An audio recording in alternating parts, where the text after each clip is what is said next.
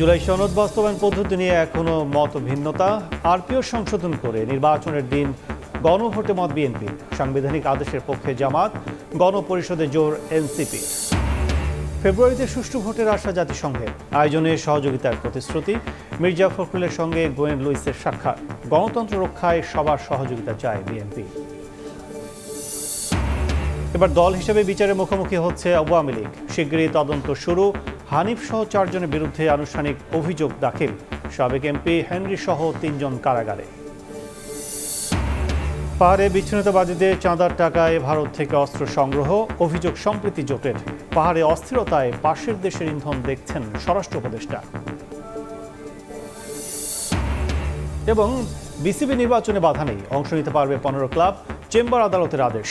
Vote পেছাতে প্রধান উপদেষ্টাকে চিঠি। মন্ত্রণালয়ের হস্তক্ষেপের অভিযোগ নাকচ বুলবুলের।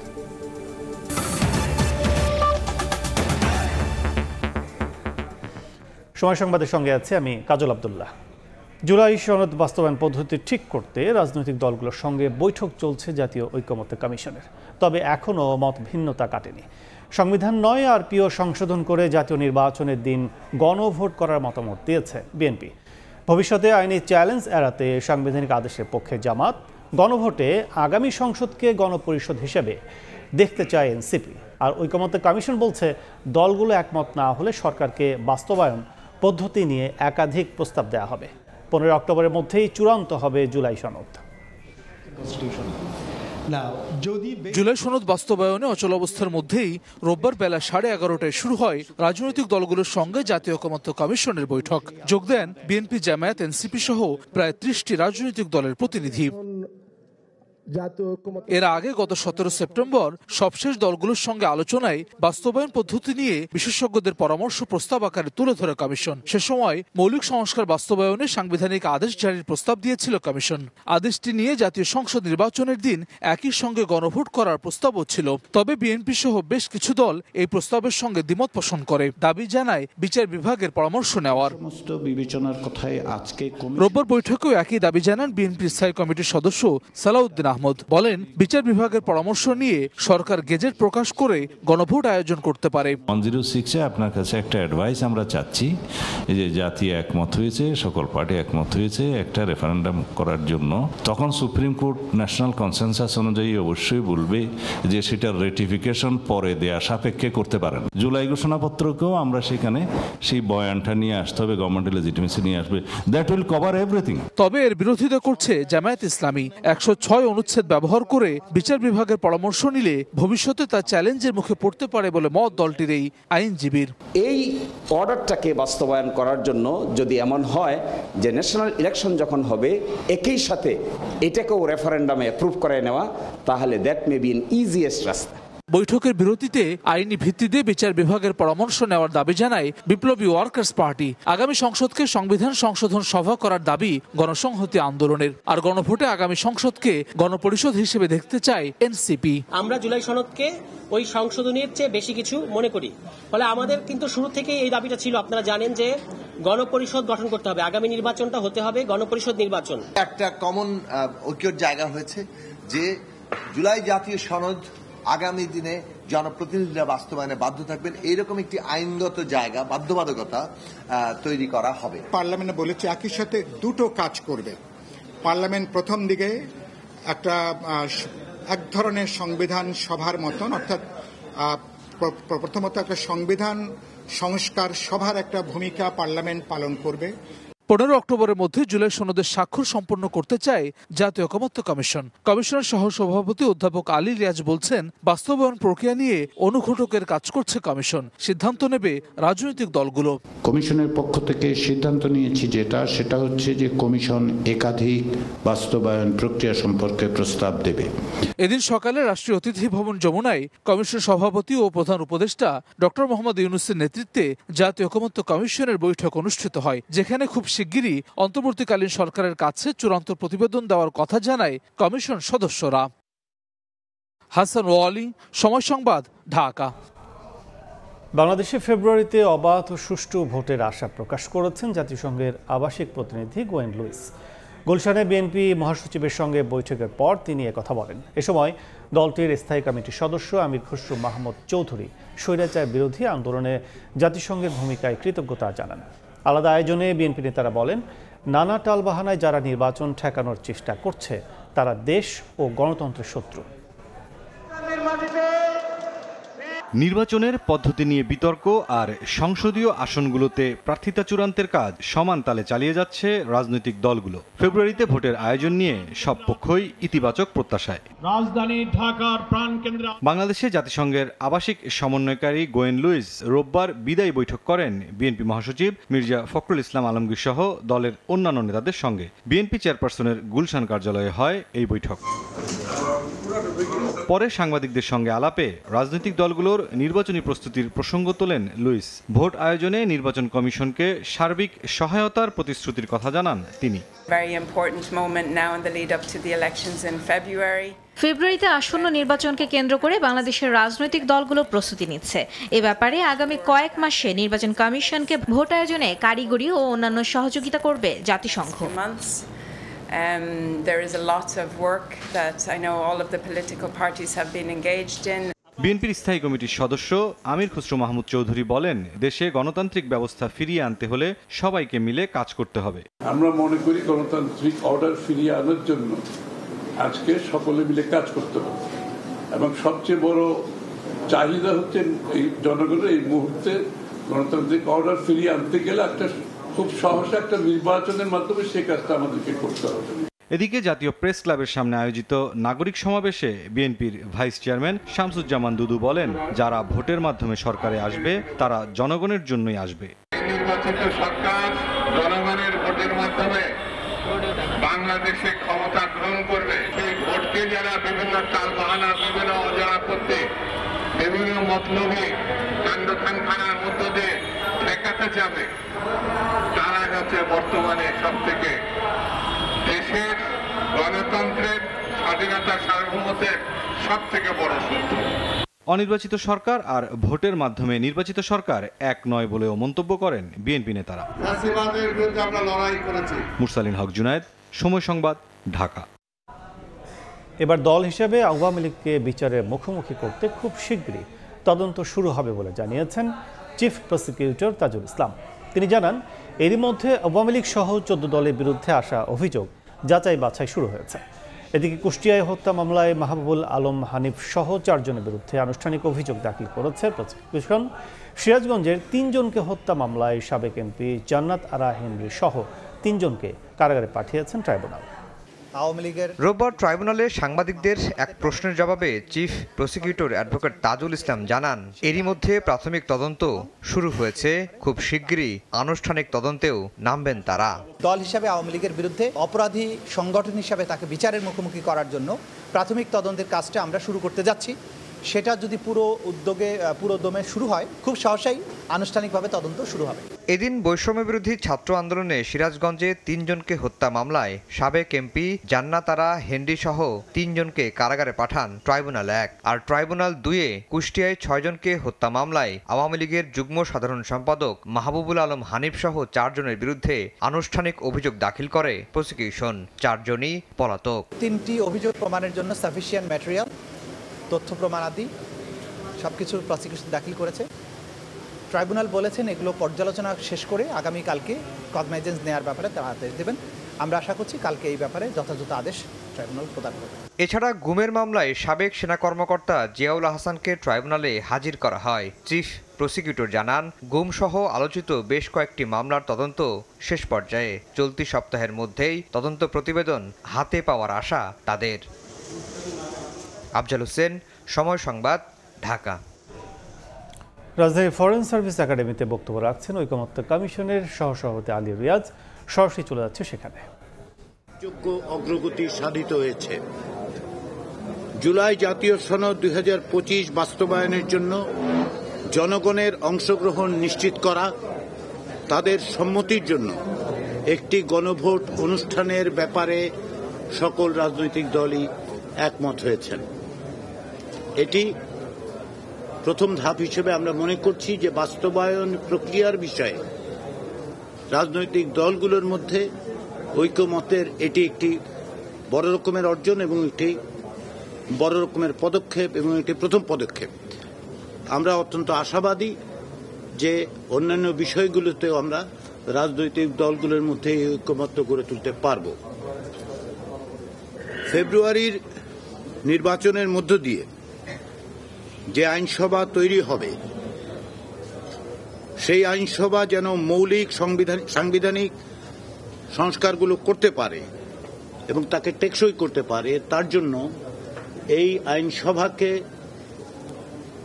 এমনভাবে চিহ্নিত করা দরকার বা আলাদা বৈশিষ্ট্য দেওয়া দরকার যাতে করে এই সংস্কারগুলোকে যারা জুলাই সনদের ভিত্তিতে যে সমস্ত সংশোধন, সংযোজন, বিয়োজন, পরিবর্ধন, পরিমার্জন হবে সেগুলো যেন টেকসই হয়। এই ব্যাপারেও রাজনৈতিক দলগুলোর মধ্যে কার্যত একটি ঐকমত্য হয়েছে এবং আমরা আশা করছি এর বিস্তারিত বিষয়গুলো আমরা আগামী দিনের বৈঠকগুলোতে অর্জন করতে পারব। ইতিপূর্বে বিদ্যমান সংবিধানের 106 অনুচ্ছেদের মাধ্যমে সুপ্রিম কোর্টের মতামত নেওয়ার জন্য বিভিন্ন রাজনৈতিক দলের পক্ষ থেকে বলা হয়েছিল। এখন অধিকাংশ দলই এইরকম মত দিচ্ছেন যে 106 অনুচ্ছেদের আওতায় সুপ্রিম কোর্টের মতামত নেওয়াটার প্রয়োজন নাও হতে পারে। এই প্রসঙ্গে আমি আজকে প্রত্যেকটি রাজনৈতিক দলকে আন্তরিক ধন্যবাদ জানাতে চাই, এই কারণে যে দলগত অবস্থান থেকে অনেকেই অনেকটা সরে এসে জাতীয় ঐকমত্য তৈরি, বিশেষ করে জুলাই জাতীয় সনদ বাস্তবায়নের ক্ষেত্রে যেন সুনির্দিষ্ট পদক্ষেপ নেওয়া যায় তার জন্য তারা সচেষ্ট হয়েছেন এবং বড় ধরনের অগ্রগতি অর্জন করেছেন। তারা তাদের দলীয় অবস্থান থেকে সরে আসছেন, সকলের প্রতি সহিষ্ণু থেকে সহনশীলতা প্রদর্শন করে অন্যদের মতের প্রতি শ্রদ্ধাশীল থেকে একটি জায়গায় আসবার চেষ্টা হচ্ছে। তার মধ্যে আজকে আমরা এই বড় অর্জনটি করতে পেরেছি। এজন্য আমি রাজনৈতিক দলগুলোকে আন্তরিকভাবে ধন্যবাদ জানাই। আমি মনে করি যে তাদের এই প্রচেষ্টার মধ্যে দিয়ে আমরা খুব শিগগিরই সুনির্দিষ্টভাবে বাস্তবায়ন প্রক্রিয়া সম্পর্কে সুপারিশ তৈরি করে সরকারের কাছে দিতে পারে। সকালে জাতীয় ঐকমত্য কমিশনের প্রধান এবং মাননীয় প্রধান উপদেষ্টা অধ্যাপক ইউনূসের সঙ্গে আমরা দেখা করেছি, তাকে সামগ্রিক অগ্রগতি বিষয়ে অবহিত করেছি। তিনি আমাদের তাগিদ দিয়েছেন যেন আমরা দ্রুততার সঙ্গে রাজনৈতিক দলগুলোর সাথে আলোচনার অগ্রগতি অর্জন করে সুপারিশ তাদের কাছে দিতে পারি, সরকারের কাছে দিতে পারি। আমরা বলেছি কমিশনের পক্ষ থেকে রাজনৈতিক দলগুলোর যে সহযোগিতা পাওয়া যাচ্ছে, আমরা আশা করছি আগামী কয়েকদিনের মধ্যেই সেই জায়গাটায় আমরা পৌঁছতে পারব। এক্ষেত্রে আমরা সুস্পষ্টভাবে মাননীয় প্রধান উপদেষ্টাকে বলেছি যে আমরা 15ই অক্টোবরের পর কমিশনের কার্যক্রম অব্যাহত রাখার কোনো প্রয়োজন আছে বলে মনে হচ্ছে না। আমরা ইতিমধ্যেই ওই জায়গায় উপস্থিত হতে পারব। ইতিমধ্যে যে সনদ, সেই সনদের ব্যাপারে আমরা রাজনৈতিক দলগুলোকে অনুরোধ করেছিলাম যে সনদ স্বাক্ষর করার জন্য তাদের প্রতিনিধিদের নাম পাঠানোর জন্য। যে 30টি রাজনৈতিক দলের সঙ্গে আমরা আলাপ আলোচনা অব্যাহত রেখেছি, তাদের 3/4 দলের কাছ থেকে আমরা তাদের প্রতিনিধিদের নাম পেয়েছি যারা এতে দলের পক্ষ থেকে স্বাক্ষর করবেন। আমরা অনুরোধ করেছি যে সমস্ত দলের পক্ষ থেকে এখন পর্যন্ত নাম পাওয়া যায়নি এবং আমরা মনে করি যে সাংগঠনিক ব্যস্ততা এবং বিভিন্ন কারণে সেটা হয়তো সম্ভব হয়নি। আমরা আশা করছি আগামী কয়েকদিনের মধ্যেই তারা সেটা দেবেন। আমাদের এই আলোচনা আগামীতে 8 তারিখ বিকেলবেলা আবার আমরা বসব। রাজনৈতিক দলগুলোর পক্ষ থেকে আরও খানিকটা সময় চাওয়া হয়েছে। আমরা সেই সময়টা মনে করি যে প্রয়োজন। ইতিমধ্যে কমিশন যে বিশেষজ্ঞ প্যানেল আছে তার সাথেও আলোচনা করবে। তার কারণ হচ্ছে যে আজকে যে সমস্ত বিষয় এসছে সেগুলোকে কিভাবে সুস্পষ্টভাবে একটি আইনি এবং সাংবিধানিক প্রক্রিয়ার মধ্যে নেওয়া যায় তারা যেন সে বিষয়ে আমাদেরকে সাহায্য করেন। আমরা আশা করছি যে আগামী 2-1 দিনের মধ্যেই আমরা বিশেষজ্ঞদের সঙ্গে বসব। 8 তারিখ বিকেলে রাজনৈতিক দল এবং জোটের সাথে আমরা বসব এবং গত কিছুদিনে রাজনৈতিক দলগুলোর পারস্পরিক আলোচনায় যে অগ্রগতি হয়েছে তাতে আমি আশাবাদী যে আজকে একটা উল্লেখযোগ্য অগ্রগতি অর্জন করা গেছে এটা অব্যাহত থাকবে এবং আমরা সুনির্দিষ্ট সুস্পষ্ট সুপারিশ সরকারের কাছে দিতে পারব। এই প্রসঙ্গে আবারও আমি আপনাদের বিশেষত গণমাধ্যমের সকলের কাছে কৃতজ্ঞতা প্রকাশ করি যে আপনারা যে সহযোগিতা করছেন এবং বিশেষ করে এই প্রক্রিয়াকে স্বচ্ছ রাখার জন্য যে চেষ্টাটা আপনারা অব্যাহত রেখেছেন সেজন্য কমিশন আপনাদের কাছে কৃতজ্ঞ। এতক্ষণ সরাসরি ছিলাম ফরেন সার্ভিস একাডেমিতে। বক্তব্যের বাকি অংশ দেখতে ভিজিট করুন সময় টিভির ফেসবুক পেজে। যাচ্ছি পরের সংবাদে। 8 দিন পর 144 ধারা প্রত্যাহারে কর্মচাঞ্চল্য ফিরেছে খাগড়াছড়িতে। স্বাভাবিক জীবনযাত্রায় ফিরতে শুরু করেছেন স্থানীয়রা। এদিকে সচিবালয়ের স্বরাষ্ট্র উপদেষ্টা জানান যে ধর্ষণের অভিযোগকে কেন্দ্র করে পাহাড়ে অশান্তি তৈরি করা হয়েছে, মেডিকেল টেস্টে তার প্রমাণই পাওয়া যায়নি। সংঘাতের পেছনে ফ্যাসিস্টের দোসর ও পাশের দেশের উস্কানিও দেখছেন তিনি। 8 দিনের ছন্দপতনের পর চিরচেনা রূপে ফিরতে শুরু করেছে খাগড়াছড়ি। অনেকটাই স্বাভাবিক স্থানীয়দের জীবনযাত্রা, বেড়েছে পর্যটক সমাগমও। শনিবার রাতেই এক সংবাদ বিজ্ঞপ্তিতে 144 ধারা প্রত্যাহারের তথ্য জানায় জেলা প্রশাসন। গুইমারা থেকেও 144 ধারা প্রত্যাহার করে নেওয়া হয়েছে। এর আগে স্থগিত অবরোধ কর্মসূচি পুরোপুরি প্রত্যাহার করে যুগ্ম ছাত্র জনতা। 8 দিন ধরে চলা উত্তেজনা, ভয় আর আতঙ্ক কাটিয়ে স্বাভাবিক জীবনযাত্রায় ফিরতে পেরে স্বস্তি প্রকাশ করেন স্থানীয়রা। সংঘাত নয়, পাহাড়ে শান্তি চান স্থানীয়রা। একই প্রত্যাশা পর্যটকদেরও। ছিল, এখন সেগুলো প্রত্যাহার করা হয়েছে। অবরোধ নয়, তারপরে আমরা স্বাভাবিকভাবে সবাই চলাফেরা করতে পারতেছি। আপাতত তেমন কোনো সহিংসতা বা সমস্যা নাই। কিছুদিন সময় লাগবে হয়তো এইগুলো কাটতে, মোটামুটি আমরা আগের চেয়ে অনেক ভালো আছি। এদিকে যে ধর্ষণের ঘটনাকে কেন্দ্র করে পাহাড়ি তুলকালাম মেডিকেল টেস্টে তার কোনো প্রমাণই পাওয়া যায়নি বলে জানিয়েছেন স্বরাষ্ট্র উপদেষ্টা।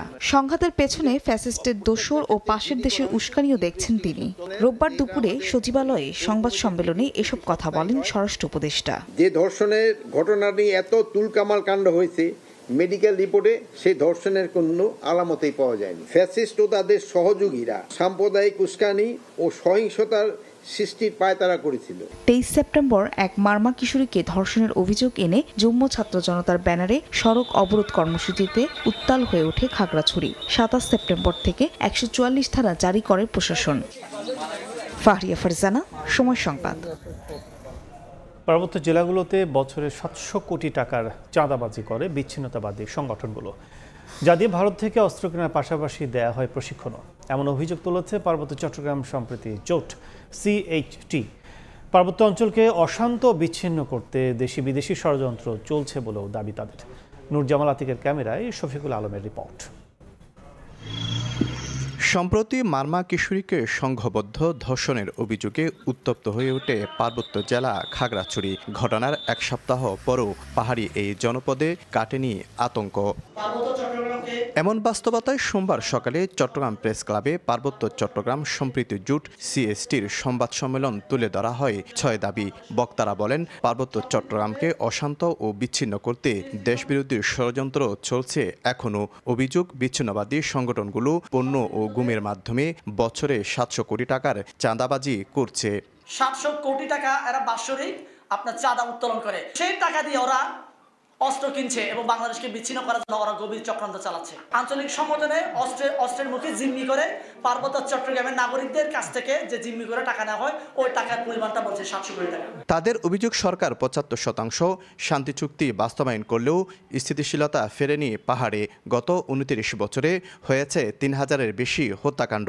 অতীতে যে সমস্ত সন্ত্রাসী কার্যক্রম, চাঁদাবাজি, গুম, খুন ইত্যাদি যে সমস্ত অপকর্ম কাজ করেছেন এবং করে যাচ্ছেন, বিশেষ করে পার্বত্য চট্টগ্রাম আঞ্চলিক সংগঠন UPDF-JSকে আমি বলতে চাই, আপনাদের সমস্ত অপকর্মগুলো ত্যাগ করতে হবে এবং রাষ্ট্রবিরোধী, দেশবিরোধী, বিদেশি এজেন্সি নিয়ে আপনাদের যে সমস্ত প্রজেক্ট নিয়ে কাজ করতেছেন, পার্বত্য চট্টগ্রামে এই সমস্ত কাজগুলো আপনারা প্রত্যাহার করতে হবে। আমরা চাই পার্বত্য চট্টগ্রামের সম্প্রীতি আসুক, পার্বত্য চট্টগ্রামের মানুষ, পাহাড়ি, বাঙালি সকলে মিলেমিশে বসবাস করুক এবং পার্বত্য চট্টগ্রামের সকল প্রকার উন্নয়ন কর্মকাণ্ড সরকার করুক। UPDF ও JSSকে দেশবিরোধী কর্মকাণ্ড বন্ধের দাবি জানান তারা। শফিকুল আলম, সময় সংবাদ, চট্টগ্রাম। আবার যাচ্ছি ফরেন সার্ভিস একাডেমিতে। ঐকমত্য কমিশনের বৈঠকের বিষয়ে বক্তব্য রাখছেন বিএনপির স্থায়ী কমিটির সদস্য সালাউদ্দিন আহমদ। সরাসরি যাচ্ছে সেখানে। আমাদেরকে কনস্টিটিউশনে কোনো অ্যামেন্ডমেন্ট আগে আনতে হবে না, সেই ব্যাখ্যাটা আমি আজকে দিয়েছি, আপনারা হয়তো ইতিমধ্যে শুনেছেন। কারণ রেফারেন্ডামের যে আর্টিকেল 142 যেটা 15th অ্যামেন্ডমেন্টের মধ্য দিয়ে ফ্যাসিস্ট আওয়ামী লীগ সরকার উড়িয়ে দিয়েছিল, সেইটা অলরেডি বাতিল হয়ে গেছে হাইকোর্টের রায়ের মধ্য দিয়ে, সেটা রিইনস্টেট হয়েছে এবং এই রায়টা এখনো বহাল আছে। সেটা যেহেতু এখনো অ্যাপিলেট ডিভিশনে কেউ আপিল করে নাই, এখন সেই 142তে যে রেফারেন্ডামটা করতে হয় সেটা হচ্ছে কনস্টিটিউশনের কিছু আর্টিকেল এবং প্রিয়াম্বল সহ আর্টিকেল 848, 56 and 142 এগুলো অ্যামেন্ডমেন্ট করতে গেলে পরবর্তীতে প্রেসিডেন্টের স্বাক্ষরের আগে জনগণের কাছে আবার অনুমতি নিতে হয় রেফারেন্ডামের মধ্য দিয়ে। তা আমরা সেই আর্টিকেল 142তে আরো 2টা আর্টিকেল ঢোকানোর জন্য প্রস্তাব করেছি, সেটা জুলাই সনদে আসবে।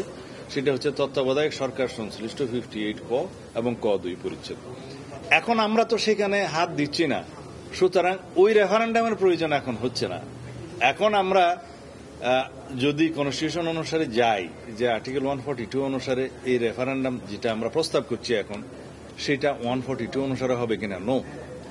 কারণ কনস্টিটিউশনের সেই সমস্ত অনুচ্ছেদগুলো এবং প্রিয়াম্বল যদি আমরা স্পর্শ করি তখন পরবর্তীতে একটা রেফারেন্ডাম হতে হবে, সেটা হচ্ছে অ্যামেন্ডমেন্টের পরে।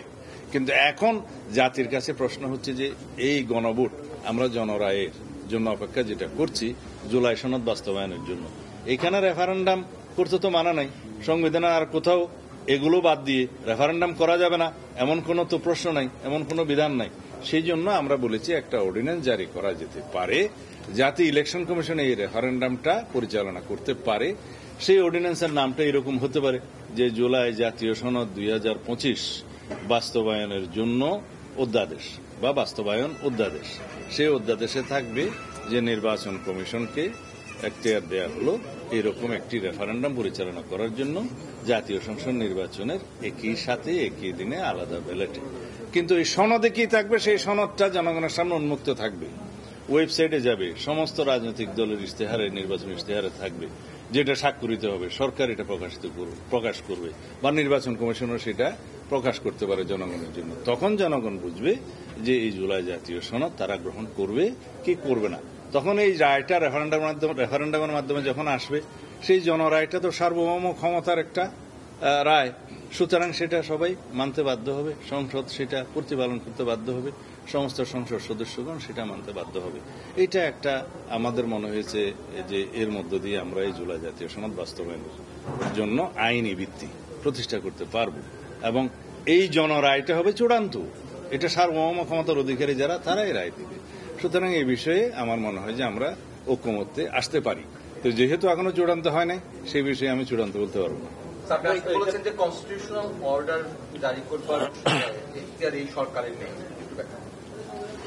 কনস্টিটিউশনাল অর্ডার জারি করার ক্ষমতার জন্য এই সরকার প্রতিষ্ঠিত হয়নি। আর্টিকেল 106 অনুসারে এই সরকার গঠিত হয়েছে সরকার পরিচালনার জন্য এবং বিদ্যমান সংবিধান অনুসারে রাষ্ট্র পরিচালনার জন্য। এখন কনস্টিটিউয়েন্ট পাওয়ার কার থাকে? কনস্টিটিউয়েন্ট পাওয়ার থাকে জনগণের। সেই জনগণ যখন একটা সার্বভৌম অধিকার বলে গণপরিষদ গঠন করে, তখন তাদের কনস্টিটিউয়েন্ট পাওয়ার থাকে। যখন অ্যামেন্ডিং পাওয়ার দিয়ে থাকে, তখন অ্যামেন্ডিং পাওয়ার থাকে। এই সরকারের দুটোটার একটাও নাই।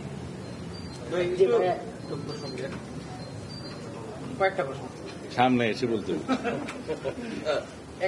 প্রথম প্রশ্ন, সেটা হচ্ছে সংবিধান সংসদ যেটা সরাসরি ছিলাম ফরেন সার্ভিস একাডেমিতে। সালাউদ্দিন আহমেদের বক্তব্যের বাকি অংশ সরাসরি দেখতে ভিজিট করুন সময় টিভির ফেসবুক পেজে। দুর্গম পাহাড় আর ভৌগোলিক চ্যালেঞ্জের সুযোগ নিয়ে প্রতিনিয়ত অস্ত্র ঢুকছে পার্বত্য চট্টগ্রামে, আর তাতে অশান্ত হচ্ছে পাহাড়। আইনশৃঙ্খলা বাহিনী বলছে মিয়ানমার ও ভারত থেকে অন্তত 4টি রুটে অস্ত্র আসছে রাঙ্গামাটিতে। এক্ষেত্রে ব্যবহার হচ্ছে নানা সাংকেতিক ভাষা। পুলিশ বলছে নানা চ্যালেঞ্জ থাকলেও অস্ত্র চালান রোধে নিয়মিত কার্যক্রম চালাচ্ছে যৌথ বাহিনী। বাড়ানো হয়েছে নজরদারি। রাঙ্গামাটি থেকে ফিরে ফারুক ভূঁইয়া রবিনের রিপোর্ট।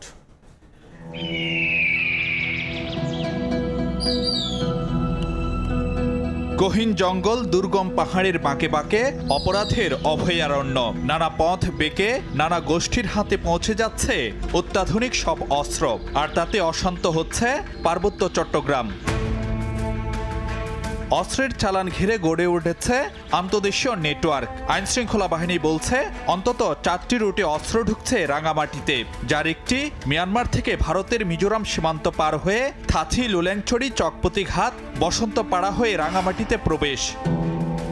অস্ত্র আসার আরেক পথ বান্দরবান থেকে বাঙালহালিয়া, রাইখালি বাজার, বড়ইছড়ি হয়ে কাউখালী রুট। তৃতীয় রুট হচ্ছে মিয়ানমার থেকে মিজোরাম দিয়ে বাংলাদেশে প্রবেশ, এরপর শুকনাছড়ি, বরকল, তালুকদারপাড়া, সারোয়াতলি হয়ে বাঘাইছড়ি পৌঁছাচ্ছে অস্ত্র। এছাড়া মিয়ানমার থেকে মিজোরামের পুগদিং, মানপাড়া সীমান্ত পেরিয়ে অস্ত্র যাচ্ছে রাঙামাটির সাজেক লঙ্কর পয়েন্টে। ভারতীয় গণমাধ্যমের খবর অনুযায়ী এসব রুটে বাংলাদেশে অস্ত্র আসার পথে চলতি বছর দেশটিতে ধরা পড়েছে কিছু চালান। জানুয়ারি থেকে মার্চ এই 3 মাসে 5টি বড় চালান জব্দের খবর পাওয়া গেছে। এসব চালানে ছিল AK-47, M16, গ্রেনেড লঞ্চার সহ বিভিন্ন ধরনের ভারী অস্ত্র ও গোলাবারুদ। আমি খুব একটা আতঙ্কে এখনো। পার্বত্য চট্টগ্রামের একটি আঞ্চলিক সংগঠনের সাবেক 2 সদস্য জানান, প্রতিটি অস্ত্রের জন্যই থাকে সাংকেতিক ভাষা। পার্টির একটা নিজস্ব একটা অস্ত্র বহনকারী আছে, যে এটা একটা স্পেশাল টিম, যে অস্ত্র আসলে ওরাই ওদের থেকে নিয়ে আসবে যে অস্ত্রগুলো, যে আজকে অস্ত্র চালান আসবে, যে এতগুলো বলে অস্ত্র বলে লোক কয়জন লাগবে, ওগুলো হচ্ছে বিশেষ লোক নিয়ে যায় যে অস্ত্রগুলো আনার জন্য। এগুলো তো বিশেষ করে যে আসে যে মায়ানমার, থাইল্যান্ড এদিক থেকে, আর ইন্ডিয়া বোর্ডারে ঢুকবে মালগুলো, পরে ওখান থেকে আবার বাংলাদেশে আসবে। একটা অস্ত্রের দাম বার্মার থেকে নিয়ে আসতেছে 3 লক্ষ টাকা, কিন্তু এখানে বিক্রি করছে আপনার 6 লক্ষ। গ্যাং আছে যে তারা বড় একটা সিন্ডিকেট, বেশিরভাগ এখান থেকে যাবে, আজকে বর্ডারে দিবে, যে মনে করেন এই জায়গাতে দিচ্ছে, তো আগাম কি করবে, অস্ত্র বাহিনী গিয়ে ওইখানে চারিদিকে ঘেরাও করবে। ঘেরাও করার পরে যখন মালগুলা এফআরআই আসবে বাংলাদেশে, তখন তাদের মধ্যে ওরা তো হিট পজিশনে আসে, আন্ডারগ্রাউন্ডে যারা আছে, যেন বেমানি করতে না পারে। তো কী করে তারা ওই মাল সাবান বুঝে নিয়ে তারপরে টাকা বুঝে লেনদেন কত বাড়ছে কত কী, তখন বুঝিয়ে দিয়ে তাদের মতো তারা চলে যায়, আবার গার্ড দিয়ে অস্ত্রগুলো নিয়ে আসে। অস্ত্রের অবাধ চালানের ফলে পাহাড়ের আঞ্চলিক সংগঠনগুলো যেমন নিজেদের মধ্যে সংঘাতে জড়াচ্ছে, তেমনি নিশানা করা হচ্ছে নিরাপত্তা বাহিনীর সদস্যদেরও। এসব ঘটনায় এ পর্যন্ত প্রাণ হারিয়েছেন নিরাপত্তা বাহিনীর 42 সদস্য। এখানের সীমান্তগুলো যেমন পাহাড়ে পরিপূর্ণ, তেমনি পাহাড়ের পাশাপাশি লেক এবং নদীর সংযোগও সীমান্ত রয়েছে। ফলে এই নদীর সীমান্ত থাকার কারণে এটা যথেষ্ট অত্যন্ত জটিল। তারপরেও আমাদের কাছে যখন স্পেসিফিক তথ্য পাই, আমরা কিন্তু অভিযান চালাই, এবং সেই অভিযানগুলো কিন্তু যৌথ অভিযান চালায়। বিভিন্ন নামে, ছদ্মনামে তারা সন্ত্রাসী কার্যক্রম চালাই মর্মে অভিযোগ আসে। যখন এই অভিযোগগুলো আমরা পাই, সেগুলো আমরা খতিয়ে দেখি। বিশেষ করে আমাদের পুলিশ বিভাগ রয়েছে, সেনাবাহিনী রয়েছেন, সীমান্ত এলাকায় বিজিবি রয়েছেন, সমন্বিত প্রচেষ্টার মাধ্যমে আমরা সেটা নিয়ন্ত্রণে রাখছি। গত 1 বছরে অন্তত অর্ধশত প্রাণহানির খবর পাওয়া গেছে পাহাড়ের সশস্ত্র সংগঠনগুলোর সংঘাতে। এসব সংঘাতের অবসান ঘটবে পাহাড়ের শান্তি ও স্থিতিশীলতার জন্য, এমনটি প্রত্যাশা করেন এখানকার স্থানীয়রা। ফারুক ভিয়া, রবিন, সময় সংবাদ, রাঙামাটি। সময় সংবাদ আরও থাকছে। ইসরায়েলের হাতে বন্দী গ্রেটা থুনবার্গের নির্যাতনের অভিযোগ, অধিকার কর্মীদের তীব্র নিন্দা। গাজা থেকে সেনা সরাতে রাজি তেল আবিব, হামাস চাইলে যুদ্ধবিরতি কার্যকর।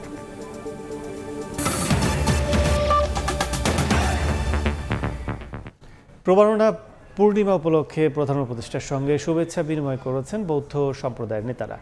রোববার রাষ্ট্রীয় অতিথি ভবন যমুনায় শুভেচ্ছা বিনিময় অনুষ্ঠিত হয়। এ সময় বৌদ্ধ নেতারা প্রবারণা পূর্ণিমার মাহাত্ম্য বর্ণনা করে অধ্যাপক মোহাম্মদ ইউনুসকে শুভেচ্ছা ও অভিনন্দন জানান। তারা প্রধান উপদেষ্টাকে বিহার পরিদর্শনেরও আমন্ত্রণ জানিয়েছেন। এবছর কঠিন চিবরদান উদযাপনের প্রস্তুতি সম্পর্কেও অবহিত করা হয়। উত্তরায় বৌদ্ধদের শেষকৃত্যের জন্য জায়গা বরাদ্দ দেওয়ায় প্রধান উপদেষ্টার প্রতি কৃতজ্ঞতা জানিয়েছেন তারা। বৈঠকে বৌদ্ধ সম্প্রদায়ের নেতারা ছাড়াও ধর্ম উপদেষ্টা ডক্টর আ.ফ.ম. খালিদ হোসেন ও পার্বত্য চট্টগ্রাম বিষয়ক মন্ত্রণালয়ের উপদেষ্টা সুপ্রদীপ চাকমা উপস্থিত ছিলেন।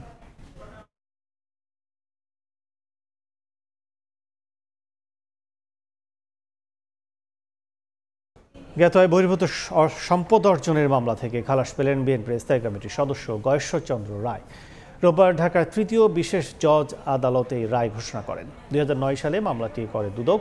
খালাসের পর তার আইনজীবীরা মন্তব্য করেন, গয়েশ্বরের বিরুদ্ধে কোনো সাক্ষ্য প্রমাণ দাখিলে ব্যর্থ হয়েছেন দুদকের আইনজীবীরা। তবে খালাস পেলেও 16 বছর মামলা পরিচালনায় হয়রানির ক্ষতিপূরণ সম্ভব নয় বলে মন্তব্য করেন বিএনপি নেতা।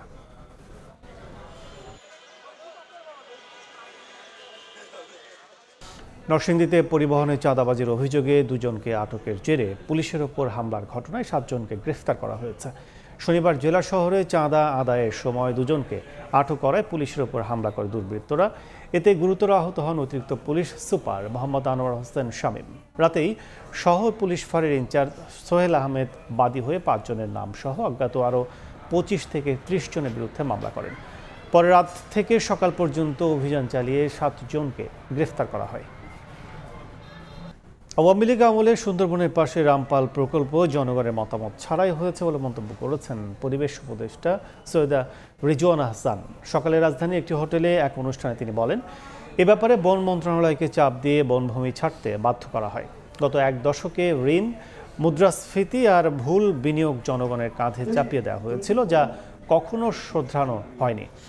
জনগণের সঙ্গে আলোচনা ছাড়াই বিদেশি বিনিয়োগ আশায় নিরাপত্তা, পরিবেশ সবকিছুই অনিশ্চয়তার মধ্যে পড়েছে বলেও দাবি করেন উপদেষ্টা। বলেন, দেশে অবশ্যই বিদ্যুৎ প্রয়োজন, কিন্তু কখনোই পরিবেশ ধ্বংস করে নয়। বিদেশি বিনিয়োগের ক্ষেত্রেও জনগণের চাহিদার মূল্য দেওয়া উচিত বলেও মন্তব্য করেন তিনি। And when they got through with that Rampal coal-based power plant, they actually gained confidence that they can come up with more coal-based power plants without discussing the energy policy in the public. Beside the Sundarbans Global Heritage Site, there were other initiatives where the government sacrificed unique forest lands for setting up coal-based power plants. Before getting into how I am being impacted by geopolitical realities, it's important to find out what are my national level mechanisms. সারা দেশে polythene ও one time plastic বন্ধে নজরদারি শুরু হয়েছে। আগামী 31 December পর্যন্ত চলবে এই কার্যক্রম। 1 জানুয়ারি থেকে সচিবালয়ে একবার ব্যবহার্য প্লাস্টিক মুক্ত হবে। দুপুরে সচিবালয়ে এসব কথা জানান পরিবেশ উপদেষ্টা Syeda Rizwana Hasan. Single use plastic তো বাংলাদেশে নিষিদ্ধ না, আমরা ডিসকারেজ করছি। মিটিংগুলোতে আর পানির বোতল দেয় না, তারপরেও যে একেবারেই নেই সেটা বলতে পারছি না, কিন্তু একেবারে নেই এর যাত্রাটা আমরা আজকে থেকে শুরু করলাম। 31 ডিসেম্বর পর্যন্ত আমরা নজরদারিটা করব। আশা করি 1 জানুয়ারি থেকে সচিবালয় সম্পূর্ণভাবে একবার ব্যবহার্য প্লাস্টিক মুক্ত হবে। সময় সংবাদ আরও থাকছে। শারজায় আজ সিরিজের শেষ টি-20তে আফগানিস্তানের মুখোমুখি হবে বাংলাদেশ। প্রথমবারের মতো আফগানদের হোয়াইট ওয়াশ করার সুযোগ টাইগারদের।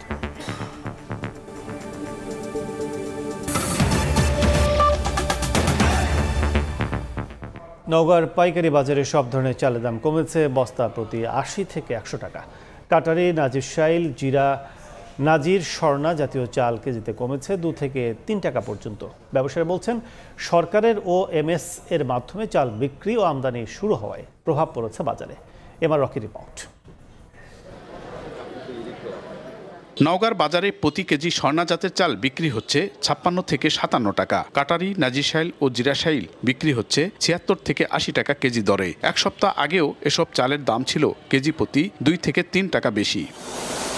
সেপ্টেম্বরের শুরুতে সরকার OMS এর মাধ্যমে চাল বিক্রি শুরু করে। দুর্গাপূজা শেষে আবারও শুরু হয়েছে ভারত থেকে চাল আমদানি। এ কারণে মিলাররা মজুদ চাল কম দামে বিক্রি করছে বলে জানান ব্যবসায়ীরা। প্রত্যেকটা চাল প্রকারভেদে 1 থেকে 2 টাকা কেজি প্রতি কমেছে। ইন্ডিয়ান চাল, এলসি চাল আসার পর থেকে চালের বাজার একটু স্থিতিশীলের মধ্যে আছে। সব চালের দামই একটু ভাবের মধ্যে আছে। তবে ক্রেতারা বলছেন, যে হারে চালের দাম বাড়ানো হয়েছে সে হারে কমছে না। চালের দাম বেশি, এই দাম আমাদের পোষায় না। চালের দাম আরো কমা দরকার। চাল তরকারি কম হবে, তরকারি নিবে গেলে চাল হবে। নওগাঁর পাইকারি মোকাম থেকে প্রতিদিন 100-র বেশি ট্রাকে করে দেশের বিভিন্ন এলাকায় চাল সরবরাহ করা হয়।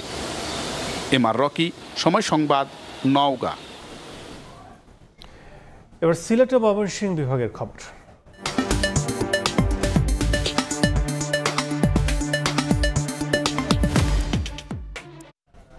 সিলেটবাসীর ভোগান্তির আরেক নাম ট্রেন যাত্রা।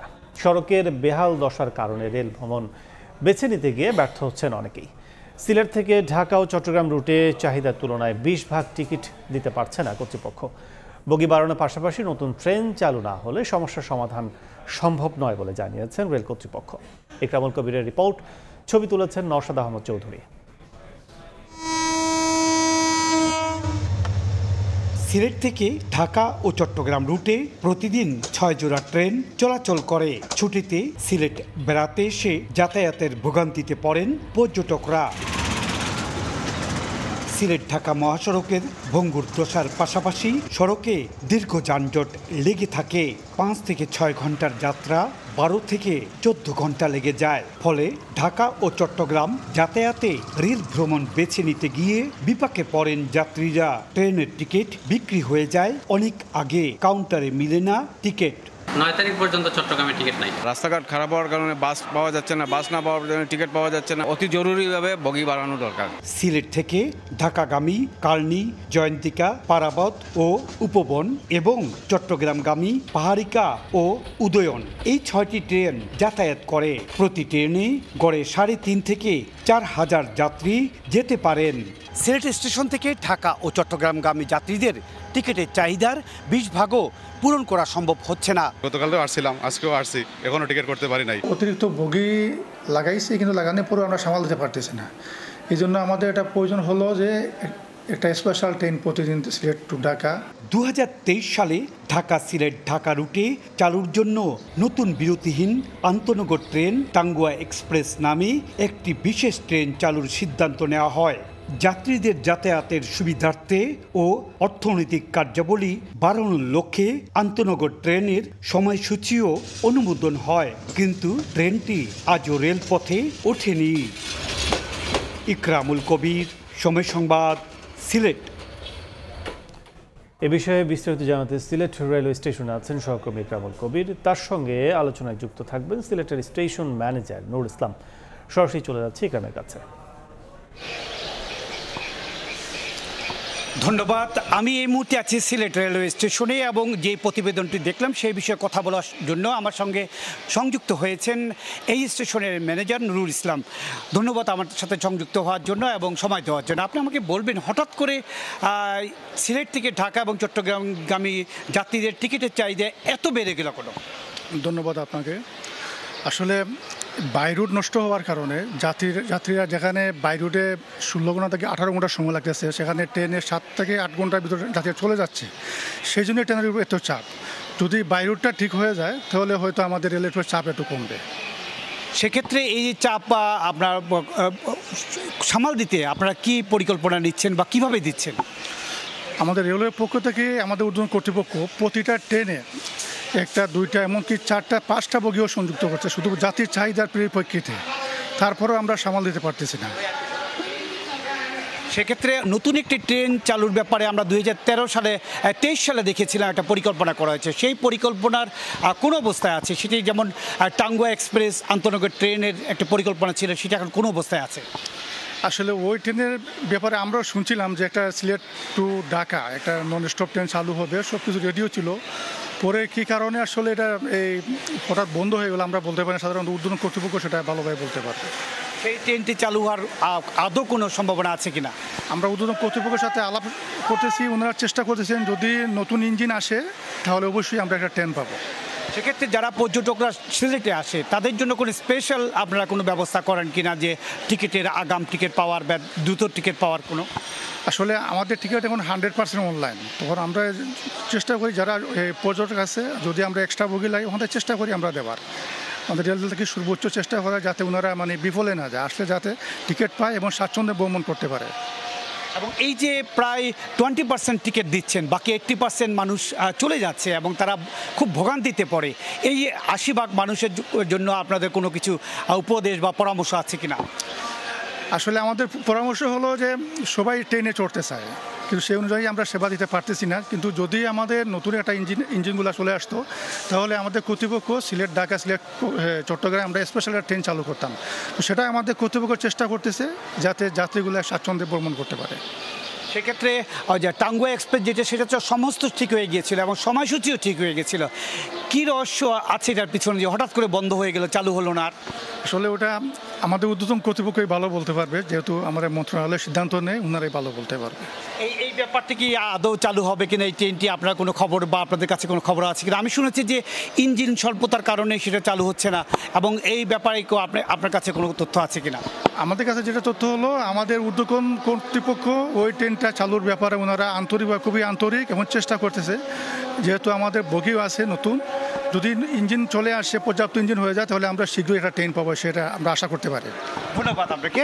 শুনছিলেন এই স্টেশনের ম্যানেজার নুরুল ইসলাম বলছিলেন যে এই যে যাত্রীদের ভোগান্তি টিকিট পাচ্ছে না তার ব্যাপারে সব কিছু মিলে বলা যায় আপাতত এই যাত্রীদের ভোগান্তি কমার মতন রেলওয়ে বিভাগের হাতে কোনো পথই খুঁজে পাচ্ছে না, এবং অদূর ভবিষ্যতে যদি এই আন্তনগর ট্রেন টাঙ্গুয়া চালু হয় তাহলে হয়তো সিলেটবাসীর কিছুটা ভোগান্তি কমবে। মোটামুটি এই ছিল সিলেটের যাত্রীদের, সিলেট থেকে ঢাকা এবং চট্টগ্রাম যাত্রীদের যে ভোগান্তি, সেই ভোগান্তি নিয়ে সর্বশেষ। সিলেট রুটে যাত্রা ভোগান্তির সবশেষ জানতে এত সরাসরি ছিলাম সিলেট রেল স্টেশনে। ডেঙ্গুতে 24 ঘন্টায় মারা গেছেন আরও 9 জন। একই সময় সারা দেশে 1042 রোগী হাসপাতালে ভর্তি হয়েছেন। বিকেলে স্বাস্থ্য অধিদপ্তর থেকে পাঠানো সংবাদ বিজ্ঞপ্তিতে তথ্য জানানো হয়। বিজ্ঞপ্তিতে বলা হয়, মারা যাওয়া 9 জনের মধ্যে ঢাকা দক্ষিণ সিটির 7 জন, ঢাকা উত্তর সিটির 1 জন এবং চট্টগ্রাম বিভাগে 1 জন রয়েছেন। এ নিয়ে চলতি বছর ডেঙ্গুতে মারা গেলেন 212 জন। বিজ্ঞপ্তিতে আরও বলা হয়, হাসপাতালে ভর্তি রোগীদের মধ্যে বরিশাল বিভাগে 195, চট্টগ্রাম বিভাগে 104, ঢাকা বিভাগে 201, ঢাকা উত্তর সিটি কর্পোরেশনে 198, ঢাকা দক্ষিণ সিটি কর্পোরেশনে 121, ময়মনসিংহ বিভাগে 41 এবং রাজশাহী বিভাগে 82 জন রয়েছেন। চলতি বছর এ পর্যন্ত ডেঙ্গু আক্রান্ত হয়ে 49,907 জন হাসপাতালে ভর্তি হন। এর মধ্যে 47,256 জন হাসপাতাল থেকে ছাড়পত্র পেয়েছেন। দেশের বাইরের খবর। ইসরায়েলের হাতে বন্দী পরিবেশ কর্মী গ্রেটা থুনবার্গকে নির্যাতনের অভিযোগ তুলেছেন ফেরত আসা মানবাধিকার কর্মীরা। জানান, গ্রেটাকে ইসরায়েলি পতাকা হাতে ছবি তুলতে বাধ্য করা হয়, দেওয়া হয়নি পর্যাপ্ত খাবার এবং পানীয়। তবে অভিযোগ অস্বীকার করেছে ইসরায়েল। এদিকে ফ্রিডম ফ্লোটিলা কোয়ালিশনের নতুন 2টি জাহাজ গাজার উদ্দেশ্যে রওনা দিয়েছে। এদিকে প্রাণবাহী নৌবহর থেকে আটক 470 কর্মীর মধ্যে 137 জনকে তুরস্কে পাঠিয়েছে ইসরায়েল। কীটপতঙ্গে ভরা একটি সেলে আটকে রাখা হয়েছে সুইডেনের পরিবেশ কর্মী গ্রেটা থানবার্গকে। ইসরায়েলি সেনাবাহিনী তাকে দেয়নি পর্যাপ্ত খাবার ও পানি। তুরস্কে ফেরত পাঠানো মানবাধিকার কর্মীরা জানান, দীর্ঘ সময় শক্ত মেঝেতে বসে থাকতে বাধ্য করায় তার শরীরে ঘা ও র্যাশ দেখা দিয়েছে বলে জানিয়েছেন গ্রেটা। তুরস্কের এক মানবাধিকার কর্মী জানান, গ্রেটাকে চুল ধরে টেনে নিয়ে যায়, মারধর করে এবং ইসরায়েলি পতাকা চুমু খেতে বাধ্য করা হয়। শনিবার আটক 470 জনের মধ্যে 137 জনকে তুরস্কে ফেরত পাঠায় ইসরায়েল। ফেরত আসা এই মানবাধিকার কর্মীরা ইসরায়েলি সেনাবাহিনীদের এমন পশুসুলভ কর্মকাণ্ডের কথা তুলে ধরেন। এক বিবৃতিতে ইসরায়েল দাবি করেছে, সব বন্দীকে আইনানুগভাবে পানি, খাদ্য, চিকিৎসা ও আইনি সহায়তা দেওয়া হয়েছে। থানবার্গ সম্পর্কিত খবরগুলো সম্পূর্ণ মিথ্যা ও বিভ্রান্তিকর।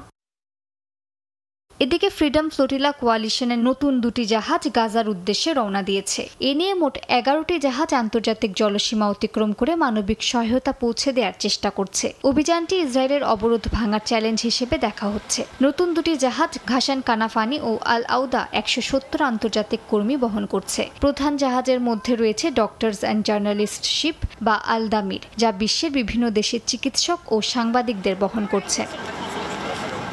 মালিহা সুহরওয়ার্দী, সময় সংবাদ। বিসিবি নির্বাচনে আপাতত কোনো শঙ্কা নেই। চেম্বার আদালতের আদেশে কাউন্সিলরশিপ ফিরে পেল ঢাকার 15 ক্লাব।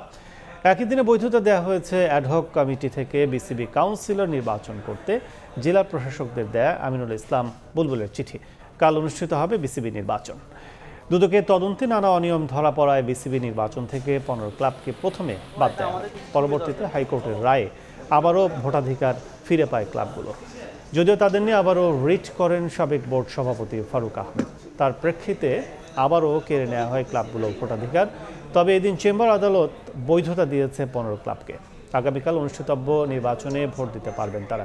এদিকে নির্বাচনে ক্রীড়া মন্ত্রণালয়ের হস্তক্ষেপের অভিযোগ তুলে প্রধান উপদেষ্টা বরাবর চিঠি দিয়েছেন ঢাকার ক্রিকেট ক্লাব অর্গানাইজেশনস। আদালতে চলমান অবস্থায় নির্বাচন আয়োজনের বিপক্ষে 15 ক্লাবের আইনজীবীরা। যে 15টি ক্লাবকে নির্বাচন কমিশন পরবর্তীতে অন্তর্ভুক্ত করেছিল এবং যাদের অন্তর্ভুক্তিটা হাইকোর্ট বিভাগ 30শে সেপ্টেম্বর 2025 তারিখে স্থগিত করেছিল, সেই আদেশটি মাননীয় চেম্বার বিচারপতি স্থগিত ঘোষণা করেছেন। আর ইতিপূর্বেকার জনাব আমিনুল ইসলাম কর্তৃক স্বাক্ষরিত যে চিঠি চ্যালেঞ্জ করে 6টি জেলা কাউন্সিলরদের পক্ষ থেকে যে রিট আমরা 22শে সেপ্টেম্বর করেছিলাম এবং সেদিনই মাননীয় চেম্বার জজ কর্তৃক যে স্থগিতাদেশ দেওয়া হয়েছিল সেটি অব্যাহত থাকবে। সব কিছু যথেষ্ট স্বচ্ছভাবে হয়েছে এবং নির্বাচন মানেই আপনারা জানেন যে মামলা হবে, ডাকসুর নির্বাচনও মামলা হয়েছে, কিন্তু এই মামলাতে যদি প্রাইমা ফেসি যদি কোনো উপাদান সিরিয়াস পাওয়া যেত সেরকম, তাহলে কিন্তু নির্বাচন ঠিকই স্থগিত হতো। বিসিবি নির্বাচনে ক্রীড়া মন্ত্রণালয়ের হস্তক্ষেপের অভিযোগ নাকচ করে দিয়েছেন সভাপতি আমিনুল ইসলাম বুলবুল। তার দাবি গঠনতন্ত্র মেনেই হচ্ছে নির্বাচন। বয়কটের ঘোষণা দেয় 48 ক্লাবকে নির্বাচনে আনতে আলোচনা চলছে বলে জানান বুলবুল। বোর্ডে এলে সাবেক সভাপতি ফারুক আহমেদের সঙ্গে কাজ করতে সমস্যা হবে না বলে জানান নাজমুল আবেদিন ফাহিম। শিক্ষাটাই দেয়, আমরা দিন শেষে সবাই সবার সাথে হাত মেলাই। আমার সাথে কয়েকদিন আগে একবার দেখা হয়েছিল, ওখানে আমরা হাত মিলিয়েছিলাম হাসি মুখে। এই তো নির্বাচনের খেল। কমাস আগে যার ওপর অনাস্থা জানিয়ে ক্রিকেট বোর্ডের সভাপতির চেয়ার থেকে ছুড়ে ফেলা হলো, নির্বাচনের সমীকরণ মেলাতে সেই ফারুক আহমেদকেই আবার বুকে জড়িয়েও নেওয়া হলো। তফসিল অনুযায়ী 6 অক্টোবর ভোট, 5 অক্টোবর ঘটনাবহুল একদিন। আদালত পাড়ায় সেন দৃষ্টি সবার। সরকারের চূড়ান্ত হস্তক্ষেপের অভিযোগ তুলে তামিম প্যানেল মনোনয়নপত্র প্রত্যাহার করলেও বুলবুল বলছেন সব হয়েছে নিয়ম মাফিক। নির্বাচন করছি, আমার একটা রোল ছিল সেখানে। বাংলাদেশি ক্রিকেট বোর্ডের যে কনস্টিটিউশন আছে, কনস্টিটিউশনের মধ্যে থেকেই আমরা সব করেছি। বিভিন্ন জায়গায় তিনি গিয়েছেন এবং চেষ্টা করেছি একটা সুষ্ঠু নির্বাচন, শুধু না একটা ভালো বোর্ড যেন আমরা তৈরি করতে পারি। আর এখানে আমার কাছে ইনফ্লুয়েন্স কিছু মনে হয়নি। আমার কাছে যেটা মনে হচ্ছে বাংলাদেশ ক্রিকেটের জন্য I need to continue. 48 club যদি ক্রিকেট থেকে সরে যায় বিরাট এক শূন্যতা তৈরি হবে, সেটা বোঝে সবাই। তাই নির্বাচনী পরিবেশ নিয়ে প্রশ্ন থাকলেও ক্লাবগুলোকে এখনো বুঝিয়ে সুঝিয়ে ফেরানোর কথা শোনালেন বুলবুল। এটা তো আজকালকে নির্বাচন হোক, ইনশাআল্লাহ নির্বাচন হওয়ার পরে এটা দায়িত্ব হবে ক্রিকেট বোর্ডের, ক্রিকেটারদের দেখে রাখার, এবং ক্রিকেট বোর্ড চেষ্টা করবে সেই ক্ষতিগুলো পুষিয়ে দেওয়ার জন্য। বিপিএলটা নিয়ে বিপিএল এর মতো হবে। এখন পর্যন্ত কোনো সব নর্মাল। এদিকে শোনা যাচ্ছে গেল শুক্রবার মধ্যরাতে ক্লাব ক্যাটাগরির 12 পরিচালক পদের ভোটাভুটি ই ব্যালটে সম্পন্ন করা হয়েছে। বাংলাদেশের নির্বাচনী ইতিহাসে রাতের ভোট চরম ঘৃণিত, কিন্তু ক্রিকেট বোর্ড নির্বাচন ঘিরে সেই রাতের ভোট নিয়েই আলোচনা। আর সেটা হলে ক্রিকেটের ইতিহাসে এক কালো অধ্যায় হয়ে থাকবে। আর 6 অক্টোবরের ভোট নিয়ে সমস্ত আনুষ্ঠানিকতা হয়ে থাকবে প্রহসন। বাংলাদেশ ক্রিকেট বোর্ড থেকে মাকসুম আলম খান, সময় সংবাদ, ঢাকা। বাংলাদেশ আফগানিস্তান টি-20 সিরিজের খবর। শারজায় সিরিজের শেষ টি-20তে আফগানিস্তানের মুখোমুখি হবে বাংলাদেশ। 3 ম্যাচ সিরিজে প্রথমবারের মতো আফগানদের হোয়াইট ওয়াশ করার স্বপ্নে বিভোর লাল সবুজ। ম্যাচ শুরু বাংলাদেশ সময় রাত 8:30টায়। সিরিজের শুরুতে ব্যাকফুটে ছিল বাংলাদেশ, কিন্তু টানা 2 জয়ে এখন উঠছে লাল সবুজের দল। অধিনায়ক হিসেবে প্রথম সিরিজ জয়ের পর এবার প্রতিপক্ষকে হোয়াইট ওয়াশ করার কীর্তি গড়ার পথে জাকের আলী অনিক।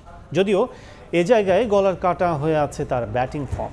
এশিয়া কাপ থেকে এখন পর্যন্ত বলার মতো রান পাননি টাইগারের ভারপ্রাপ্ত ক্যাপ্টেন, কিন্তু আসার জায়গায় রানের মধ্যে আছে ইমন, তামিম, সাইফরা। তাই তো সৌম্যকে না পাওয়ার পরও সমস্যায় নেই টিম ম্যানেজমেন্ট। তবে সিরিজ জয়ের মিশন পূরণ হওয়ায় একাদশে পরিবর্তন করতে পারে টাইগাররা। এদিকে টানা 2 ম্যাচ হেরে দেয়ালে পিঠ ঠেকে গেছে আফগানদের। নিজেদের হোম গ্রাউন্ডে এই হার হজম করতে পারছেন না তাদের ম্যানেজমেন্ট। যে কোনো মূল্যে এখন জয় চাই আফগানিস্তানের। ওয়ানডে সিরিজের আগে আত্মবিশ্বাস বাড়ানোই আপাতত মূল লক্ষ্য তাদের। সময় সংবাদের শীর্ষ সংবাদগুলো জানিয়ে দিচ্ছে আরেকবার। জুলাই সনদ বাস্তবায়নে গণভোটে একমত দলগুলো। অধ্যাদেশ জারি করে জাতীয় নির্বাচনের দিনে আয়োজনের পক্ষে বিএনপি, সাংবিধানিক আদেশে চায় জামাত, গণ পরিষদে জোর এনসিপি।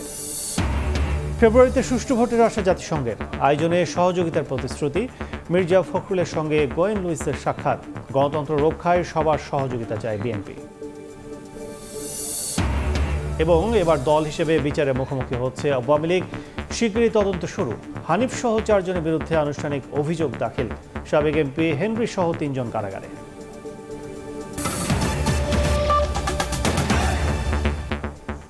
এই ছিল সময় সংবাদে। বাংলা সময় নিয়ে ফিরছি কিছুক্ষণ পর। সঙ্গে থাকুন সময়ের।